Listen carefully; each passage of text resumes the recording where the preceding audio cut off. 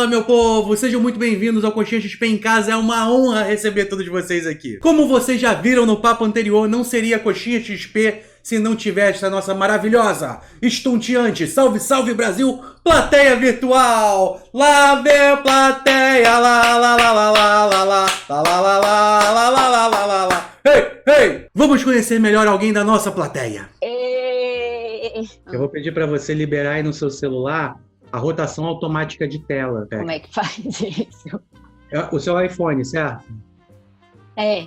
Quando você puxa de baixo para cima, aparece a lanterna e o símbolo do... Opa, sumiu você daqui. Aê, agora tá certinho.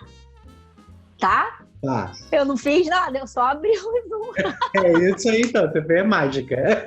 Tá vendo como eu sou peixes? Seja bem-vinda a nosso Coxinha XP, edição em casa. Muito obrigado por estar aqui. Tu caiu?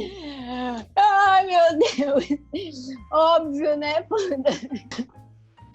Já comecei derrubando meu celular. É isso aí, vamos derrubar essa internet, Fê. Seja muito bem-vindo ao Coxinha XP em Casa, Fê. Obrigada, gente. É uma honra.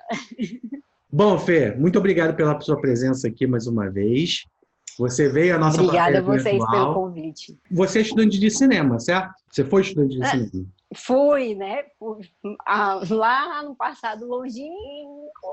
Eu sei, mas eu imagino assim, para quem faz faculdade de cinema é um pouco mais fácil dividir o papel de cada profissional no mercado cinematográfico, não é? Tipo, você Tu olha... sabe que eu peguei até meu diploma aqui para provar, que eles mandam para tua casa para te incentivar. Diga. O Ian, o diretor do Porta dos Fundos, ele era meu calouro. Olha! A gente entrega logo a idade, tu vê há quanto tempo que eu fiz isso. Fê, como é que é a tua relação com crítico de cinema? Eu adoro, eu assisto todos os vídeos, eu gosto muito. E eu vejo a particularidade, assim, de cada um, né? Eu assisto tudo pelo YouTube, que hoje em dia a mídia... Tem muita mídia ainda escrita, obviamente, mas eu comecei desde aquela época do bonequinho sentado, bonequinho aplaudindo. Já entreguei a idade de... Mas eu gosto muito. É claro que, assim, eu não vou pautar o que eu vou assistir ou não pela crítica, porque eu gosto muito de saber o que aquele crítico achou do filme que eu gostei, o que ele achou daquele filme que eu não gostei também, ou às vezes também a gente vê se no título tem spoiler ou não, se não tiver eu vou lá. E aquele filme que eu tô na dúvida, vamos lá ver o que é aquele crítico que eu respeito a opinião também.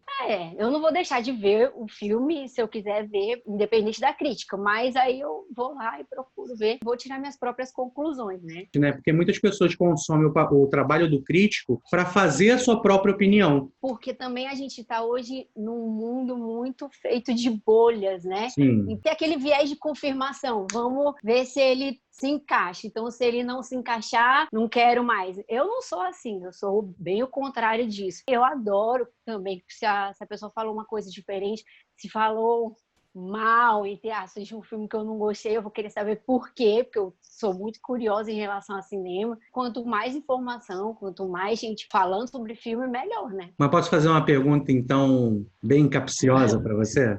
Pode. Polêmica, hein? O que você acha desses vídeos que rolam no YouTube, que fala assim, final explicado do filme tal, é correto?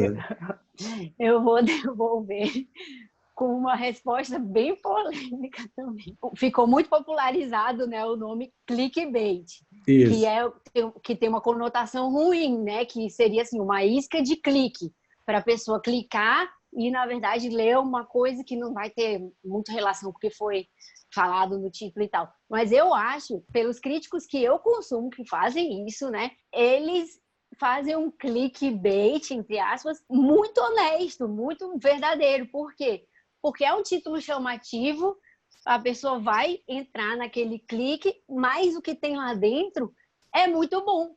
As pessoas que fazem isso, os canais que fazem isso, vão se beneficiar do clique, mas eles vão entregar um conteúdo bom, entendeu? Todos que fazem isso, que eu assisto, fazem falando assim, olha, essa aqui é a minha visão, eu não estou querendo te explicar. Ou seja, não estão falando para o espectador lá do canal, você é burro, entre aspas, você não está entendendo, deixa que eu te explico o filme. Não é isso. Geralmente, por exemplo, é um filme que ficou em aberto, é um filme cheio de simbologias, é um filme que tem as famosas alegorias, entendeu? Então, é um filme que todo mundo sai lá do cinema meio maluco, querendo conversar, querendo saber. Geralmente, tu vai para os teus amigos, o que tu achou e tal. Então, eu acho muito legal que tenha esse tipo de conteúdo, desde que seja assim, né? Essa aqui é a minha visão. E aí, comenta aí embaixo o que vocês acharam. E abre para uma discussão. E aí, as teorias. Aqui nesse canal de vocês, somos de teorias, né? Então, eu acho maravilhoso. Sabe, se deixar, eu falo até amanhã. Mas esse exemplo aqui é só para pontuar que tem um diretor que eu gosto muito, muito mesmo. Apesar dele ter só 2 filmes, mas eu acho que ele ainda vai ter milhares de filmes maravilhosos, que é o Jordan Peele. Os 2 filmes que ele fez, tu tem que assistir milhares de vezes, porque cada vez que tu vai assistir de novo, tu acha mais coisa, tu vai achando easter eggs, Então, são várias camadas. Quando eu vi Nós, eu fiquei louca, de novo, eu levava mais gente, eu ia de novo, eu levava mais gente. Esse filme, se for procurar no YouTube, tá cheio de final explicado, final explicado. E quem não escreve final explicado, escreve desvendando segredos, não sei o que. É outra forma de falar final explicado, mas não tem problema nenhum. Cada um contribui com a sua forma de vem cá, vem para essa conversa, eu olhei isso, aí o outro olhou aquilo. Geralmente eu não comento tanto, assim, eu comento mais nos vídeos de vocês, que eu acho que tem uma comunidade legal, que não é agressiva e tal, que eu tenho medo de deixar comentário e vir uma enxurrada de gente numa pegada mais agressiva, então eu só olho e tudo. Mas aí teve um vídeo do PH, que é um dos críticos que eu gosto e tal, PH Santos. E aí ele deu lá o parecer dele, do explicando, ele falando de novo, essa aqui é a minha visão e tudo, o que vocês acham? Aí eu peguei, eu tava muito assim naquela, eu vou comentar. Eu acho isso, eu acompanhava os Estados Unidos, aquela coisa, eu vi várias entrevistas do Jordan Peele. O meu comentário teve 1.600 likes. Caramba! Meu comentário. Então, eu fiquei, meu Deus, tipo assim, tem gente que gosta da discussão, que abre uma comunidade, gente comentando, ai, que legal, eu achei isso. Fê, perfeito esse seu exemplo, porque assim, a gente vai ter um vídeo aqui no canal, isso é importante de falar, sobre fandom tóxico. Não vai ser hoje, vai ser outro dia. Perfeito esse seu comentário e essa sua observação, porque agora a Cris vai iniciar um bate-papo com a Luli, do canal Luli de Verdade, e com o PH Santos. Sobre... A Luli tinha parado o canal, ela é muito legal, cara. E ela super entende muito também, eu gosto muito, ela voltou agora com o canal. Ai, isso, ela vai falar tudo isso. E o PH Santos também, e é muito legal você ter esse exemplo. Bom. Isso. E ela tá com projetos também incríveis. Ai, que legal. Isso. Legal. Vamos então pro papo com eles e depois a gente volta. Obrigado, Fê. Tá bom. Um beijo para vocês. Obrigada. Vocês dois são críticos de cinema e criam conteúdo para a internet. Queria saber, enfim, pode decidir quem começa a explicar pra gente, mas eu queria saber como que aconteceu de vocês serem críticos de cinema. Eu sei que a origem da história dos dois é bem diferente. Então é legal pra galera ter um conhecimento aí das trajetórias. Eu comecei meio que por acaso, né? Eu tava fazendo faculdade de cinema, eu tava me aventurando um pouco no cinema, eu gostava de editar, e eu tinha um blog que era totalmente sem compromisso, eu gostava de falar de moda, de cabelo e tal, chamava Moda de Verdade. E daí eu falei assim, acho que eu vou fazer um vídeo pro meu blog pra ensinar algumas coisas, e daí também faço recomendação de filme e tal. Eu nunca tinha visto um vlog, eu nunca tinha visto esse tipo de conteúdo.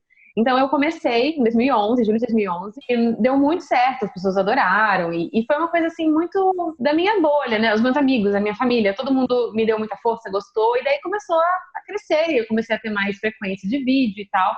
Em 2013 eu foquei 100% em falar de cinema, não falar sobre qualquer coisa. E a partir daí, o meu canal começou a ser uma referência dentro da área. Outros canais começaram a aparecer também, e daí foi criando o nicho de cinema do YouTube, foi se fortalecendo. E eu nunca me considerei crítica de cinema. Eu sempre imaginei que eu era uma pessoa que gostava muito de filmes e que estava indicando os filmes que eu gostava. Eu gosto de brincar que eu sou, tipo, o Tinder do cinema.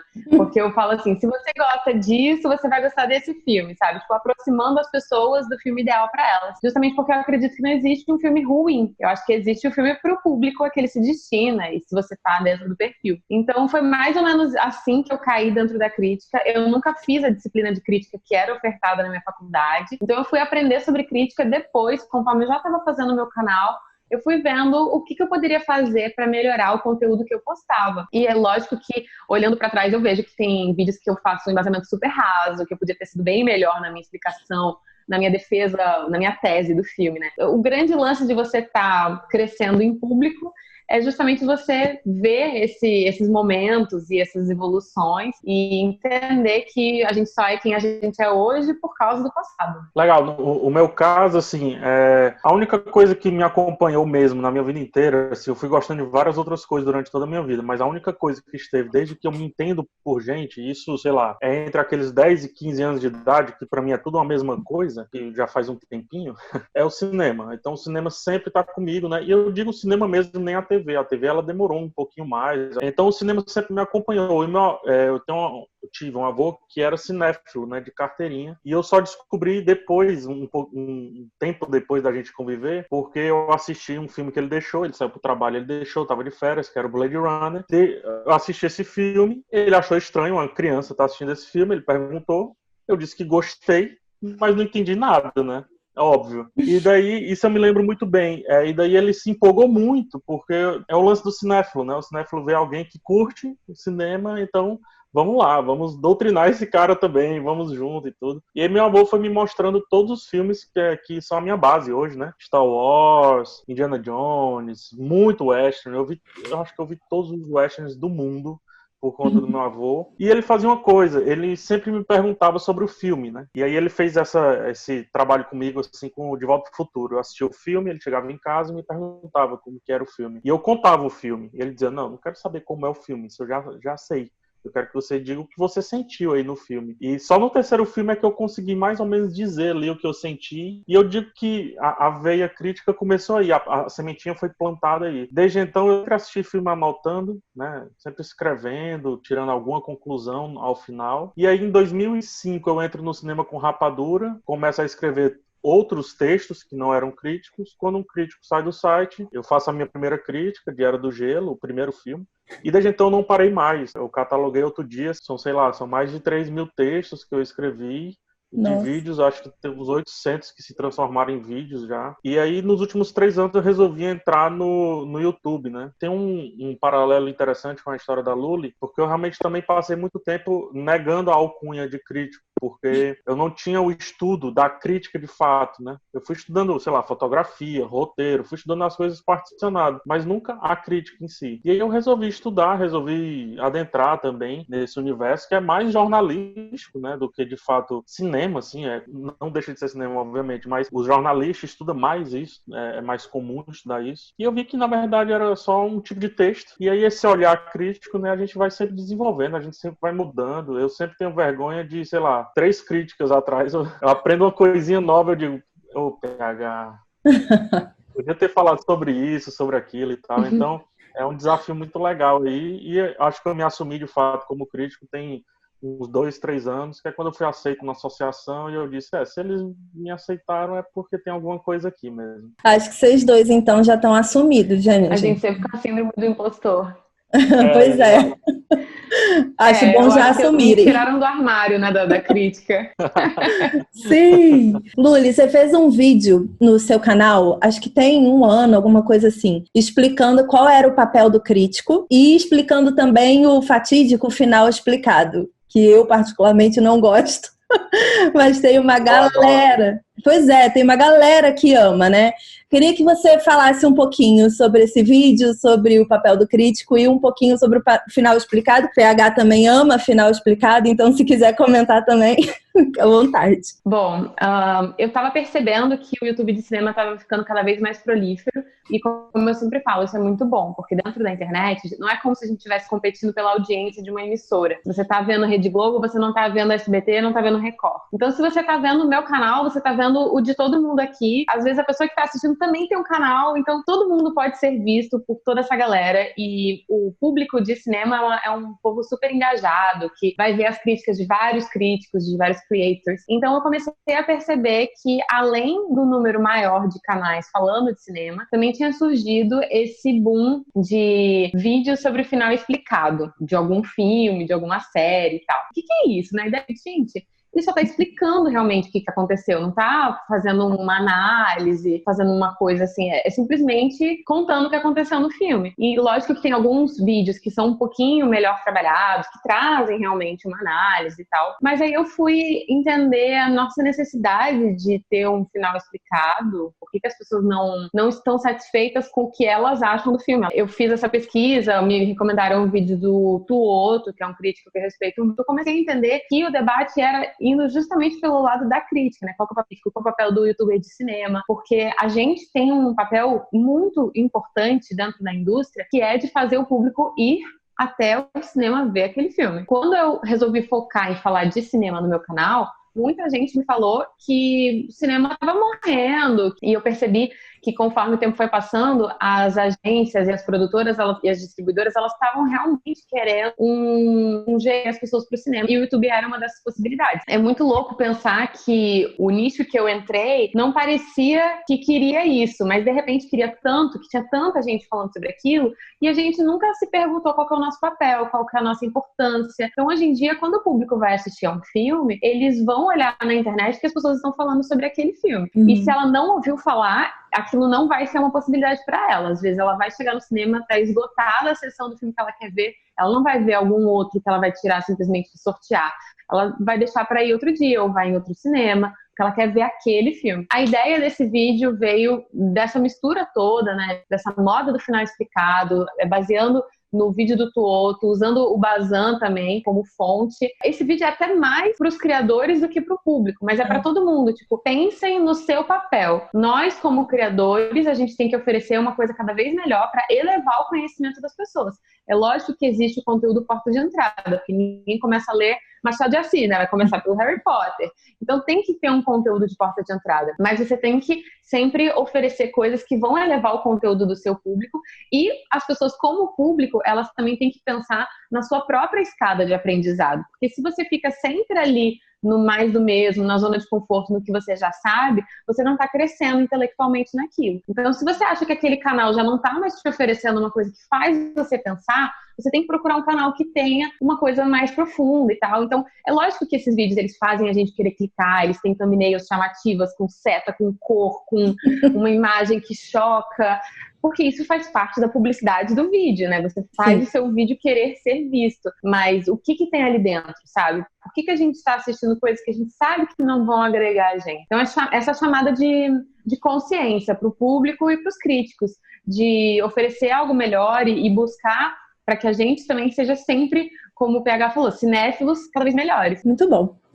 PH, quer falar sobre sua paixão de final explicado? Não é sobre o final explicado em si. Acho que talvez é como eu encaro o YouTube, como eu encaro, não sei, a produção de conteúdo. A crítica, ela tem vários papéis, né? E cada crítico também faz o seu recorte. Também, digamos, tem o crítico mais objetivo, tem o crítico mais subjetivo, tem as áreas auxiliares que todos podem colocar a sua visão de um filme ali e fazer uma resenha, né? Que é um texto diferente do texto crítico. Por exemplo, um filósofo, ele tem muito a aderir, né, dentro do cinema, um psicólogo, várias profissões aí tem muito a trazer aí numa percepção de um filme, né. O que eu gosto do final explicado, eu não estou dizendo todos e o formato final explicado, é essa veia da interpretação, de ensinar a pessoa a interpretar. O lance da explicação, ela vem de uma cadeirazinha que tem em várias faculdades chamada semiótica, é de uma área de estudo muito importante para quem faz crítica. Dentro do curso de semiótica, você está sempre buscando os signos e a significação, obviamente, e os símbolos, e de certa forma isso é uma explicação, digamos assim,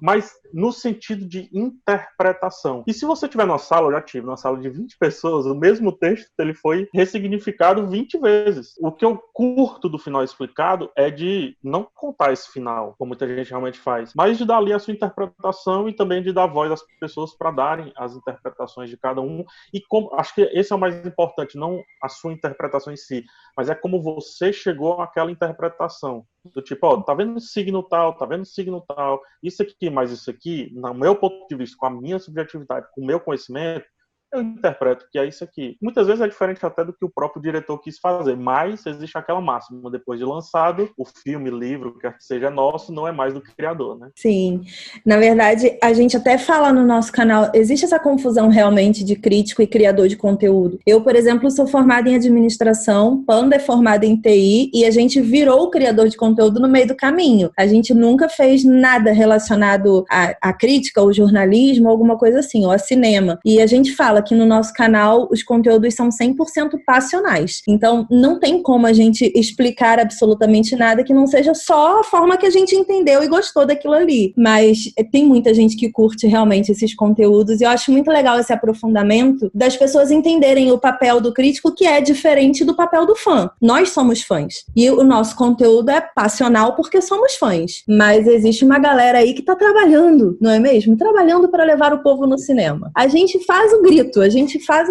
o eco da galera, e vocês trabalham para levar o povo pro cinema, então. Eu acho que isso de ensinar as pessoas a terem uma bagagem e até entenderem o dicionário da semiótica, né? Eu acho que isso é absolutamente vital. O problema é que tem muito criador que coloca a própria interpretação como se fosse a única possível. E isso é contraditório com a prática da crítica. Esse é o maior problema, eu acho, da moda de final explicado, porque as pessoas, elas assistem todo tipo de final explicado e às vezes elas não conseguem entender que eles têm medidas qualitativas diferentes. E quando você diz que um filme representa tal coisa, aquilo ali é a interpretação da pessoa que estava falando, que estava enxergando aquilo. E eu acho também que eu fiz um outro vídeo com a Joyce do CinemaScope, que a gente falou justamente do tempo do filme ser digerido, porque o nosso trabalho começa quando o filme termina. Quando o filme termina é que você começa a pensar sobre ele, você começa a imaginar o que isso vai significar na sua vida, no seu passado.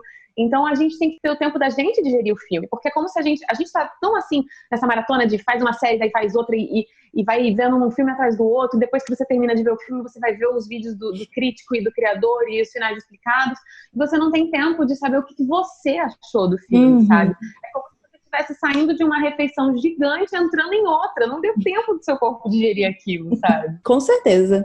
É bem lento realmente esse processo e a gente tem que se respeitar também, até para falar, né? Tem coisa que você tem que falar, gente, preciso de umas 24 horas aqui pensando um pouquinho e entendendo o que eu senti para poder falar com vocês. PH, recentemente você mudou completamente seu trabalho, sua vida, sua carreira, né? Você, enfim, mudou o seu estilo de trabalho, mudou tudo. Você quer falar um pouquinho? Porque foi muito em consequência dos seus últimos anos também, né? Criando conteúdo e tudo mais, assim. Você quer falar um pouquinho sobre isso? Eu acho que parte do que eu tinha falado no começo, né? Dessa aceitação, assim. Eu não me vejo como o pessoal chama, às vezes, de youtuber, né? Eu uso as plataformas para fazer uma coisa só sei falar disso, gente. A minha vida é isso, entendeu? Antes de entrarmos aqui, eu tava vendo um filme. Tava terminando de ver um filme que eu já vi 1000 vezes, sei lá, Bonequinho de Luxo. Eu só sei fazer isso, gente, de legal. Então, assim, minha vida, ela começou a se moldar para isso, né? De levar o que era um hobby, digamos assim, mesmo que eu tivesse trabalhado, assim, uns 10 anos, sem me considerar como crítico, assim, eu sempre via como hobby, e hoje definitivamente não é mais, nem passa perto de ser um hobby. Eu acho que a grande mudança é, primeiro, ter achado a minha voz. Foi muito difícil achar, porque quando você entra no YouTube, você tem um limiar ali do tipo, eu vou entrar no ecossistema ou eu vou trazer o meu texto para cá? Que eu penei, acho que um ano procurando essa voz, digamos assim. O que eu quero fazer, o que eu sei fazer, o que eu gosto de fazer. Depois que eu achei essa voz, aí eu acho que eu deslanchei. se você perceber, realmente teve um crescimento menor do que teria se eu tivesse entrado no ecossistema. Isso é óbvio, era para estar bem maior em termos de números e tudo mais. Mas, de novo, se eu ficasse girando aquela rodinha ali, eu morreria para aquele cenário para mim. Então hoje eu faço o meu texto confortável, confortável não no sentido de chinelinho, confortável no sentido do que eu gostaria de ver de alguém também. Aí é um texto, talvez, às vezes, um pouquinho mais difícil, se comparado com textos de resenha, com textos de indicação. Eu entendo que o meu público não vai ficar comigo para sempre, porque se eu estiver ensinando ali, ele vai embora, porque o olho dele vai ficar organizado para ver como eu via e agora achar o jeito dele de ver, né? Então, eu estou buscando agora como é que eu faço para sair da crítica objetiva, que dominava os meus textos, e passa a ter uma crítica um pouco mais subjetiva também. Eu também passei por um momento onde eu não estava mais enxergando quem eu sou dentro do meu conteúdo. Em 2017, eu estava com muita publicidade para fazer, muita publicidade, o que é óbvio, graças a Deus, era muito, muito bom, porque eu estava sendo paga para fazer o trabalho que eu sempre gostei de fazer. Mas o problema da publicidade é justamente que ela vai te direcionando para o que a empresa quer. Então, se é uma marca de comida, eles querem que você faça um vídeo sobre filmes que tem comida, sabe? Então, eu estava direcionando, sempre fazendo uma coisa que tinha a ver com o que eu gostava, com o que era o que eu fazia, e adequando ao que o cliente queria. Mas eu queria fazer tantos vídeos que não se encaixavam dentro do que os clientes estavam buscando, que eu comecei a colocar eles na gaveta, e na gaveta, e na gaveta, porque eu tinha muita publicidade, eu não tinha nem espaço no calendário para dar vazão a tudo isso. Então, eu lembro exatamente que tinha um mês que eu fazia 4 vídeos por mês. Fazer publicidade cansa, assim, é diferente da gente fazer um vídeo pra gente, né? A gente faz um vídeo preocupado com a aprovação desse vídeo, cansa um pouco mais, né? E eu já tive vídeo mutilado pela publicidade, né? Tira isso, tira aquilo outro. Eu já tive um vídeo que a primeira frase não tinha mais verbo, porque eles pediram pra eu cortar tanto que a primeira frase ficou sem verbo. Meu Deus! Então eu lembro que em 2017 eu tive um mês onde eu tinha 5 publicidades pra fazer, mas eu só tinha espaço pra 4 vídeos. Então eu tive que pedir pra um deles se adequasse, o último que chegou, tipo, tem como ser no Instagram e tal. E um monte de vídeo legal pra fazer e não tava dando, sabe? E daí eu fui levando, eu tava querendo dar uma parada, sabe? Eu queria gravar uns vídeos de gaveta e descansar um pouco. E todo mundo falava que isso era suicídio pro YouTube, que não podia e tal. E daí eu fui levando até onde dava, até que não deu mais. E daí eu fiquei 6 meses sem postar nada. Meu Deus! Nessa época de 2017, as pessoas até achavam que eu tava com exclusividade dentro do Canal Brasil, porque eu não tava postando mais no meu canal. Mas a verdade é que eu estava tão mentalmente desgastada. Entre julho e setembro eu não fiz nada mesmo. Em setembro eu comecei no Canal Brasil. E daí todas as minhas forças estavam indo para o Canal Brasil. Então, se não fosse o Canal Brasil, provavelmente eu teria sumido de vez mesmo durante esse período. Depois foi que eu comecei a pensar o que eu queria fazer, os vídeos que eu me identificava, os que eu não me identificava. E eu tentei ser eu mesma, como o PH descreveu, dentro da plataforma. Então, seguindo um pouquinho isso que vocês estão falando sobre a construção da voz da gente, né, dentro do YouTube ou de qualquer plataforma que a gente esteja, tem também a construção de quem está consumindo, não só a gente, mas o conteúdo no cinema, o conteúdo no streaming, alguma coisa assim. Uma coisa que eu reparei nos últimos anos, até como fã, é que tanto a nossa forma de enxergar os conteúdos quanto a da galera que acompanha começou a ficar também um pouco mais inteligente, assim, sabe? As pessoas agora conseguem realmente sair do cinema com um olhar um pouco mais crítico. Óbvio que tem toda a euforia de ser fã de alguma coisa, só que dentro dessa euforia existe às vezes ali uma consciência de entender que, é só o primeiro filme de uma trilogia, o negócio, a explicação vem depois. E as pessoas começaram a entender um pouquinho mais. Vocês acham que o público brasileiro, como consumidor de entretenimento, vocês também estão sentindo que está melhorando, está se tornando mais preocupado realmente com a parte técnica, tentando entender melhor alguns termos? Como é que vocês enxergam a evolução da galera que consome? Olha, eu vou tomar aqui a primeira voz e eu vou colocar um depende em tudo que você falou. Tudo que você falou está certo, mas depende. Tem um público, que é o público cinemão, eu vou chamar assim, sei lá, Moonlight, La La Land, enfim, filmes do mesmo ano e tudo. Mas quando fala de Hitchcock, quando fala de outras coisas, e essa galera, eu sinto a evolução, eu sinto que Eu fiz recentemente publicidade para um app, né? Não vou dizer qual é, mas eu fiz publicidade. Eu disse, gente, o melhor app aqui para filmes clássicos é esse e tudo mais. E aí o feedback da turma, poxa, PH, me dizem um filme da década de 70 bacana, 80 tudo. Isso realmente, sim. A galera dos quadrinhos, com todo respeito a vocês, amo todos, mas não. Continua ainda lado B, lado A. Lado B é inimigo, lado A é amigo.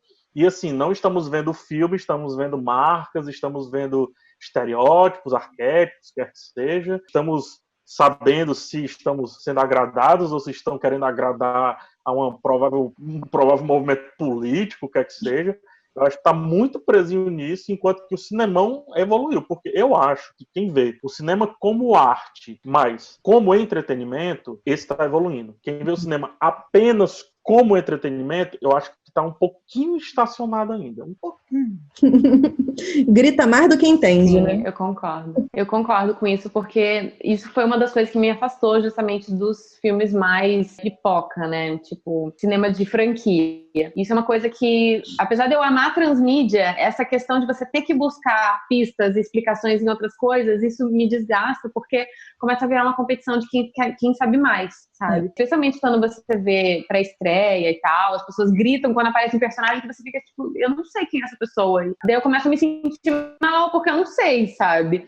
Mas ninguém nasce sabendo. Então tem muita gente que tá ali dizendo, porque você não é fã de verdade, porque você não sabe quem é o fulaninho de tal com a roupa vermelha do quadrinho de 1962. Então, às vezes a pessoa também não sabe? Ela viu isso num outro canal na internet, ou ela pesquisa na Wikipédia. Então eu acho que esse público nerd, ele continua sendo muito sexista, continua sendo muito preconceituoso, continua sendo muito pedante. Isso vindo de alguém imersa no mundo do cinema, que tem muita gente pedante também, sabe? Então eu sei reconhecer. E eu acho que a galera que me acompanha, né, que é de quem eu recebo feedback, eu acho que esse público começou a ir cada vez mais para filmes mais desconhecidos, entre aspas, né? Porque esses dias até comentei, eu fiz uma live com o Esmir Filho, que é o diretor de Boca a Boca, né? Série nova da Netflix, aí eu mencionei que eu amo um outro filme dele chamado Alguma Coisa Assim. E daí alguém comentou na live, eu assisti Alguma Coisa Assim porque você indicou. Tipo, eu não vi ninguém mais falando sobre esse filme, é um filme bem independentezão e tal, era um curta que virou um longa. Então, esse tipo de feedback, pra mim, é muito especial, sabe? A pessoa que começou a ver mais filme brasileiro por minha causa, começou a ver mais filme cabeçudo por minha causa, foi atrás do filme que ninguém tava falando, mas que tava em uma salazinha de cinema, foi lá assistir. Então, o público que me acompanha, com certeza, tá buscando coisas cada vez mais instigantes. E é muito legal também, porque com 9 anos de estrada, eu recebo feedback de pessoas de todos os tipos, né? Então, no começo era assim, eu me interessei por cinema por sua causa. Depois começou a ser, eu tô na faculdade de cinema por sua causa. E agora, tipo, eu me formei em cinema porque eu entrei pra faculdade por sua causa, sabe? Então eu tô vendo as pessoas me mandando os trabalhos que elas estão fazendo, e isso é lindo, sabe? Isso é muito legal. Falando exatamente sobre essa construção que você fez no seu canal e sobre esse período que você ficou parada e o conteúdo que você cria agora, eu vi que lá no seu canal tem, por exemplo, conteúdo explicando o que é Ancine, e aí tem várias camadas sobre Ancine, que realmente é uma coisa que esse público geral não busca saber, não busca entender, sobre transmídia, sobre quebra de quarta parede. Você está fazendo um conteúdo muito mais focado em quem quer realmente entender o mercado do cinema, né? Essa construção veio porque era uma coisa que você achava que não existia ou que você achava que as pessoas precisavam, do tipo, foi uma solução que você encontrou para um problema que você identificou? Foi mais ou menos isso? Eu acho que tem muito a ver com quem eu sou, porque eu sempre amei cinema e eu não conseguia imaginar só amar cinema, não fazer. Então, quando eu descobri que existia a possibilidade de fazer uma faculdade de cinema, de ir para trás das câmeras e começar a fazer os projetos, eu falei, nossa, então é isso que eu quero, sabe? E por isso que eu também nunca me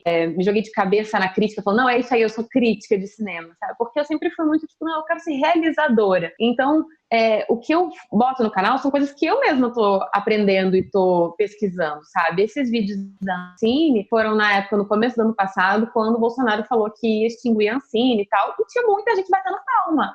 E eu tô tipo assim, Anjo, se alguém fala que vai extinguir a Anvisa, ninguém bate palma, sabe?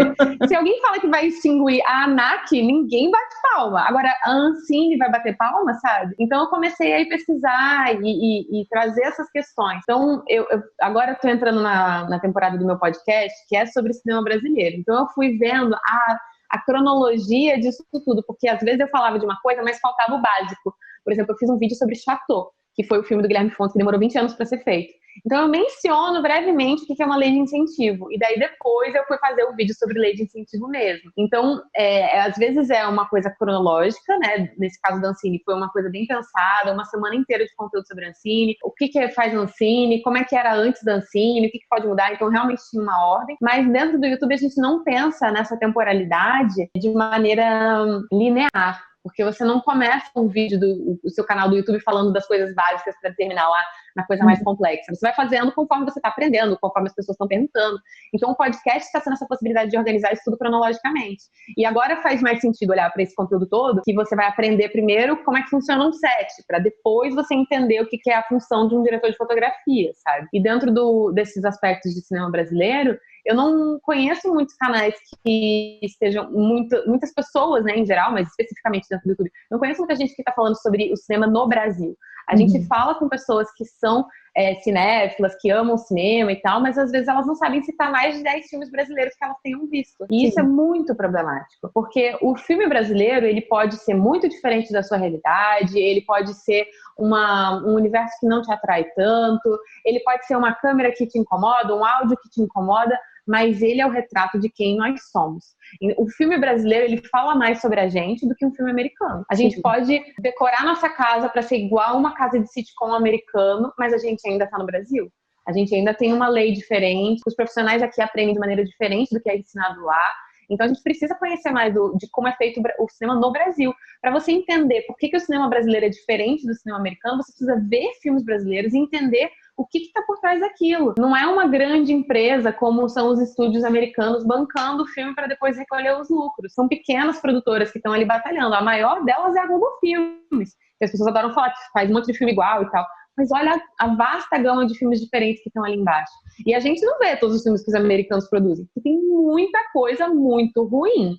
A gente só vê o que é bom, o que é digno de exportação. Gente, a luz acabou no meio da gravação. Eu não tô acreditando nas tretas que acontecem quando você tá organizando algum evento. Bom, pedi com todo carinho que o PH e a Luli dissessem para mim um pouco mais sobre os projetos deles. A Luli, inclusive, tem um projeto sensacional que eu queria que vocês ouvissem a explicação dela. Inclusive, já vou pedir para vocês ficarem de olho, porque o cenário do cinema brasileiro aí tá ganhando um ótimo nome para todos nós. Então, Luli, explica mais um pouquinho do seu projeto. Bom, agora a gente está com uma campanha de financiamento coletivo para viabilizar uma websérie que foi idealizada pelo Lucas, porque quando começou a quarentena, todos os jobs acabaram e a gente ficou com muito tempo livre, a gente tinha muita energia criativa para produzir. E a gente vai fazer uma websérie antológica, ou seja, os episódios não têm conexão um com o outro, e é sobre 9 pessoas no Rio de Janeiro na véspera da quarentena ser decretada. No dia antes da gente ter as nossas vidas modificadas completamente, a gente achava que ia ser só 2 semanas de quarentena, acabou sendo mais de 100 dias trancados em casa, e o carioca é um povo muito da rua, sabe? Vai pro barzinho, vai pra praia, então isso teve um impacto muito grande na vida da galera, e a gente não imaginava que o nosso último dia de liberdade seria o nosso último dia de liberdade, né? Então a gente começou a estruturar essa ideia da websérie, a gente convidou roteiristas, diretor de fotografia, diretora de arte, e a gente bolou um projeto muito legal com uma equipe maravilhosa, super talentosa, e a gente colocou esse projeto de financiamento coletivo no ar, lá no Catarse, que é catarse.me/websérierio. Lá as pessoas podem apoiar a nossa websérie, podem escolher a recompensa que mais tem a ver com elas. Inclusive tem algumas recompensas bem focadas em quem ama cinema. A gente tem uma recompensa de R$99 ou mais, que a pessoa recebe um making-off educativo. Então, são 6 partes, cada uma delas é sobre uma função dentro do set. O que faz um diretor, o que faz um produtor, o que faz um ator. Então, quem quiser apoiar essa websérie, vai até o dia 15 de agosto. E a websérie também vai ser transmídia. Então, além dos 9 episódios sobre essas 9 pessoas no Rio de Janeiro, a gente vai acompanhar a vida delas durante 15 dias. uma semana antes do episódio, pra gente ir se familiarizando com ela e tal. E depois do episódio, mais uma semana pra ver como é que foi a primeira semana de quarentena dela, o que aconteceu depois daquele episódio. Então eu tô muito empolgada, eu sou produtora da websérie, eu sou diretora do conteúdo transmídia e também vou dirigir um dos episódios. Então eu quero muito contar com o apoio de quem estiver assistindo, que gosta de audiovisual, que gosta de cinema independente. Apoia a gente lá no Catarse. Todo mundo conhece a trajetória de PH Santos, todo mundo conhece o Rapadura Cast, óbvio, fez parte da vida de muita gente durante muitos anos e ainda faz. Só que PH voou e está fazendo várias outras coisas incríveis. Então, eu gostaria que o PH explicasse um pouquinho do que ele anda fazendo por agora. Assim, via de regra, todo conteúdo é subjetivo, né? Porque você não se isenta quando você escreve um texto, quando você dá uma opinião, quando você constrói um argumento, afinal você só construiu aquilo porque você tem uma vivência. Porém, eu quero deixar essa subjetividade, eu venho buscando deixar essa subjetividade cada vez mais evidente, cada vez mais clara, me apropriando de discursos de filósofos, de psicólogos e tudo mais, mas de discursos que me ajudem a pensar o filme de uma maneira diferente, para que o meu próprio discurso seja eterno enquanto eu queira que dure. Porque a objetividade, a análise objetiva, a câmera, a fotografia, cenário, a direção, o próprio roteiro, que tem vários métodos, modelos, etc., tudo isso não é que seja fugaz no sentido de pouco, não é. Um filme só existe por conta disso. Mas, em termos de análise, isso é um pouco limitante. Talvez dure, 6, 7 anos, uma pessoa escrevendo textos sobre isso e trazendo sempre novidades. Porém, a subjetividade não. Ela é eterna, inclusive, para além da duração do que o próprio criador, no caso eu, quer. Então, quando eu leio, por exemplo, as críticas do Roger Ebert, enfim, mais próximo da sua morte, eu vi esse movimento dele. Ele passou, sei lá quantos anos, né, décadas escrevendo sobre. E assim, por isso que eu quero trazer cada vez mais essa ideia da subjetividade. E antes, né, aprendendo aí com quem já traçou caminhos, aprendendo com críticos e tudo, trazer antes do momento final. Por isso que eu tenho utilizado mais filosofia, tenho utilizado mais psicologia também, outras áreas de estudo e por aí vai. E também uma opinião mais sentimental, né? Tô colocando ali quase que uma sessão de terapia para mim, colocando raivas às vezes, colocando chateações, colocando alegrias, colocando sentimentos, colocando dores, seja o que for, dentro do meu texto para com o filme em questão, ou a série, ou o que quer que seja. Agora, como já está virando tradição no nosso Coxinha XP em Casa 2020, óbvio que temos que ter recomendações de conteúdos, afinal estamos todos quarentenados com sucesso, todos juntos em casa, assistindo o Coxinha XP e anotando todas as dicas que a galera que está passando aqui está dando para nós. Então, quero saber de Luli e de PH, o que vocês andam assistindo e o que vocês recomendam para a galera que está assistindo aqui o nosso Super Talk do Coxinha XP. Bom, a minha recomendação de algo legal para assistir nessa quarentena é a série da Netflix Homemade, ou Feito em Casa, que é uma coletânea de curtas feitos por pessoas do audiovisual dentro de suas próprias casas. Então, tem diretores, tem atores, todo mundo usando sua energia criativa para esse momento de pandemia. E é muito legal como as histórias elas aparecem de maneiras diferentes. Então, tem algumas histórias mais otimistas, outras mais pessimistas, mas todas fazendo esse olhar para dentro, né? Então eu gostei demais de Homemade, recomendo demais que vocês assistam. Eu vou indicar, são 2 filmes, tá? Pra mim até agora, 2 grandes filmes desse ano, assim. Um ano pobre no sentido quantitativo, posso dizer, mas qualitativo temos bons nomes aí. A primeira indicação é o Rede de Ódio, que tá na Netflix, é um filme polonês, do mesmo indicado ao Oscar, o mesmo diretor e roteirista indicado ao Oscar.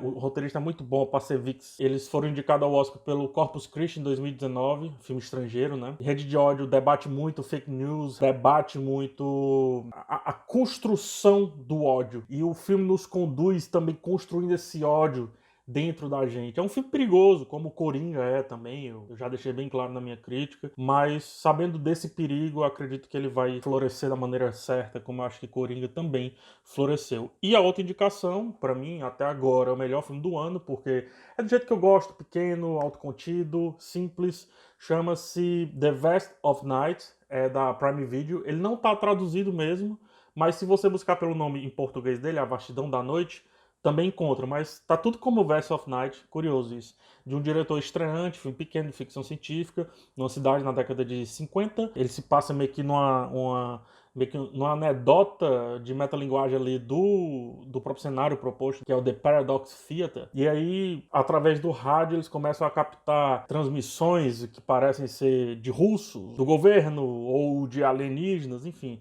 Fica aí o questionamento aí, mas é um filme super bacana, muito autocontido, muito pequeno, 20 minutos iniciais longos, de muito diálogo, e depois, a meu ver, aí, só pancada, assim, de uma direção fantástica, um trabalho de fotografia também muito bonito, e discussões que eu posso levar horas falando sobre propaganda, falando sobre alienação do povo, por aí vai. É um filmaço, posso confirmar. E é isso. Muito obrigado pelo convite, Cris. Um cheiro em todos e tchau. Se você curtiu nossa versão de Coxinha XP em casa, curta nosso vídeo, compartilhe com seus amigos, se inscreva no nosso canal. Obrigado à nossa plateia virtual que está presente e a todos de vocês que estão aqui nos comentários do nosso vídeo. Um beijo e fique ligado que daqui a pouco temos um novo papo com a Aline Diniz. Aê, Brasil! Beijo e até a próxima. Tchau!